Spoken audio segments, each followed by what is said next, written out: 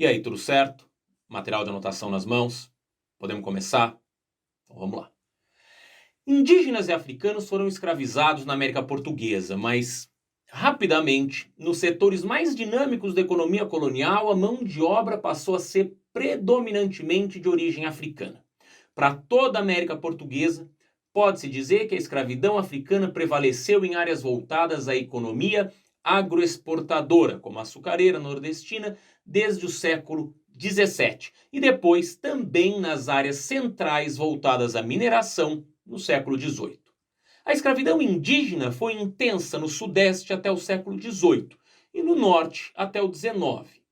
Muitas explicações já foram dadas para o predomínio da escravidão africana nos centros mais dinâmicos da colonização. Mas a interpretação mais consolidada hoje é a de que a escravidão negra prosperou principalmente porque se tornou um bom negócio para comerciantes, sobretudo portugueses e ingleses, e integrou-se facilmente no sistema comercial que abrangia quase toda a margem do Oceano Atlântico, no território que hoje conhecemos como Brasil. Segundo o historiador brasileiro, Fernando Novaes, o tráfico de africanos para as colônias foi uma das atividades econômicas mais importantes da Idade Moderna, ao lado do comércio das especiarias orientais, da produção de açúcar e da mineração. Uma das evidências dessa importância era a intensa luta pela dominação dos portos africanos, onde se fazia o tráfico. Quase todos os países europeus participavam da atividade e se revezavam no monopólio desse comércio. Há historiadores que explicam a introdução do escravo africano nas colônias, afirmando que sem esse recurso não haveria possibilidade de povoamento do Novo Mundo, pois na época a população europeia era insuficiente. Novaes contesta essa ideia e cita o caso da França, que mesmo tendo uma das maiores populações naquele momento, utilizou-se de escravos africanos em suas colônias. Segundo o historiador, as colônias não existiam para serem povoadas, mas sim exploradas economicamente. Para discutir a escravidão, também é preciso compreender por que não se adotou o trabalho assalariado. Com tanta abundância de terras e a relativa facilidade de obtê-las, já que até 1850 as terras eram obtidas por doação ou por ocupação, os imigrantes que viessem para o Brasil não se sujeitariam a trabalhar para o outro. Desejariam eles mesmos tornar-se pequenos proprietários, como na Europa. Na amplitude colonial e ao longo dos seus séculos, não existiu uma homogeneidade na utilização escravista.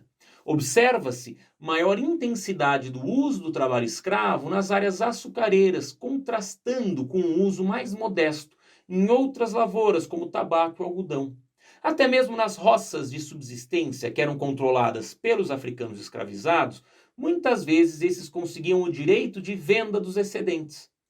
Também era diversa a concentração da posse dos escravos nas áreas rurais ou nos centros urbanos.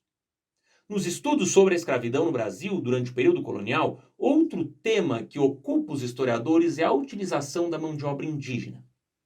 Alguns sustentam que o indígena se mostrou inadaptado para o trabalho na lavoura e por isso teria sido adotada a escravidão negra. Fernando Novaes, no entanto, sustentou que a dispersão dos indígenas pelo território dificultava seu apresamento e transporte.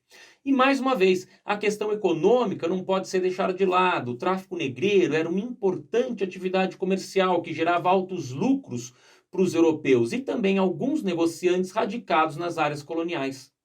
Além desses argumentos, é preciso considerar que a diminuição da escravidão indígena, substituída pela escravidão africana durante o século XVI, deu-se em certas áreas do litoral e não por toda a colônia.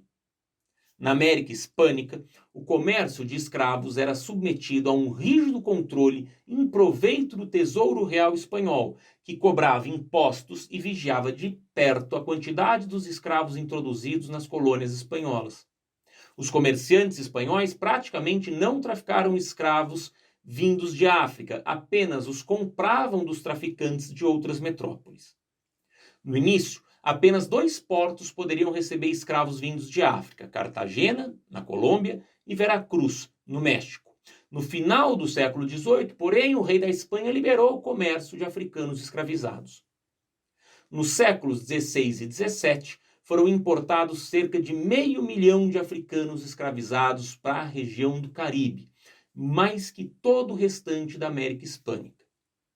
Deve-se lembrar que no Caribe também se desenvolveu a economia açucareira.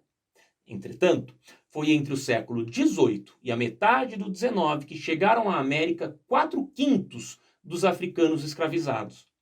Nesse período, em razão do crescimento das atividades produtivas, uma grande quantidade de escravos aportou no sul das colônias inglesas na América do Norte, que viriam a formar posteriormente os Estados Unidos da América. Caribe, América Portuguesa e América Inglesa foram de longe os maiores importadores de escravos africanos. No sul, os Estados Unidos, entretanto, existia uma situação completamente diferente do que ocorreu nas demais regiões americanas. A reprodução dos escravos africanos foi muito incentivada, buscando-se com isso um aumento do número de pessoas escravizadas, sem ter que recorrer ao tráfico negreiro. Essa estratégia era, antes de tudo, muito mais vantajosa e politicamente bem vista pelos países europeus que se opunham ao tráfico negreiro. Do total de africanos escravizados embarcados na América, a distribuição ocorreu da seguinte forma: 38% vieram para o Brasil, 17% para a América Espanhola, 17% para as Antilhas Francesas e a Louisiana, 17% para as Antilhas Britânicas, 5% para as Antilhas Holandesas e Dinamarquesas e 6% para os Estados Unidos. A partir da segunda metade do século XVIII, começou a perder força a ideia até então predominante de que a escravidão era um modo de geração de riquezas. Cada vez mais considerava-se na América que a escravidão colocava em risco a segurança pública, em virtude do alto índice populacional dos escravos e das revoltas por eles organizadas. Diversos fatores determinaram a generalização do trabalho escravo africano no Brasil, a partir do final do século XVI, ao mesmo tempo que a mão de obra nativa deixava de ser opção viável. A população indígena se reduzia, frequentemente vitimada por epidemias adquiridas em contato com os brancos, ou abalada pelo trabalho forçado, ou então pela desarticulação da sua economia de subsistência. Muitos morriam na luta de resistência contra os colonos, outros fugiam para o interior. Além disso, a luta dos jesuítas contra a escravidão dos indígenas levou os colonos a voltar-se cada vez mais para os escravos africanos. Mediante um pagamento, a coroa cedia às companhias particulares o assento, o direito de explorar o tráfico negreiro. Na África, enquanto isso, o tráfico provocava grandes desestruturações. Nas guerras intertribais, que, como já se afirmou aqui, passaram a ser estimuladas pelos traficantes. Os que não morriam eram escravizados pelos chefes vencedores e vendidos nos portos. Os chefes locais africanos, denominados sobas, vendo aí uma grande fonte de ganhos, passaram então a capturar seus conterrâneos e negociá-los com os traficantes em troca de fumo, tecidos, cachaça, armas, joias, vidro e outros produtos. Após a longa viagem iniciada na África, os que sobreviviam à travessia eram desembarcados e vendidos nos principais portos da colônia, como Salvador, Recife e Rio de Janeiro, complementando-se a ligação entre o centro fornecedor da mão de obra, a África, e o centro produtor de açúcar, a América Portuguesa. Para a Bahia dirigiam-se principalmente os sudaneses, trazidos da Nigéria, Daomé e Costa do Marfim, enquanto os bantos capturados no Congo, Angola e Moçambique iam para Pernambuco, Minas Gerais e Rio de Janeiro.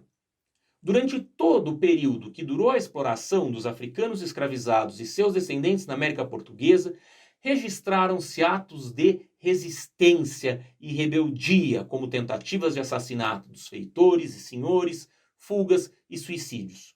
Muitos dos fugitivos organizavam-se em quilombos, que são as comunidades negras livres. O quilombo dos Palmares, em território do atual estado do Alagoas, foi o mais importante deles na resistência à escravidão. Estabelecido no século XVII, era uma comunidade autossuficiente que produzia gêneros agrícolas para o seu próprio sustento e que chegou a abrigar mais de 20.000 escravos fugidos dos engenhos.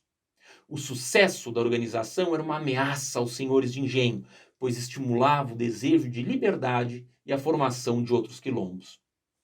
O primeiro a chefiar Palmares foi Ganga Zumba, provavelmente eleito rei de Palmares por uma assembleia de líderes. Ganga Zumba firmou um acordo com o governador de Pernambuco, o Acordo de 1678, uma tentativa de pôr fim à guerra que já durava mais de 70 anos. O acordo garantia liberdade aos negros nascidos em Palmares, além da concessão de terras no norte do Alagoas. É possível que ele só tenha sido aceito por Ganga Zumba depois que vários parentes seus, inclusive filhos, netos e irmão, tenham sido aprisionados em 1677 e 1678. Contudo, o acordo dividiu os palmarinos e nas lutas que se seguiram no quilombo, Ganga Zumba foi envenenado pelos dissidentes.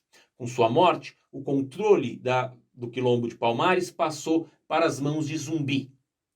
Após diversos cercos mal-sucedidos, uma expedição sob contrato, realizada em 1694 e liderada pelo bandeirante da região de São Paulo, o Domingos Jorge Velho, destruiu o que restava do quilombo.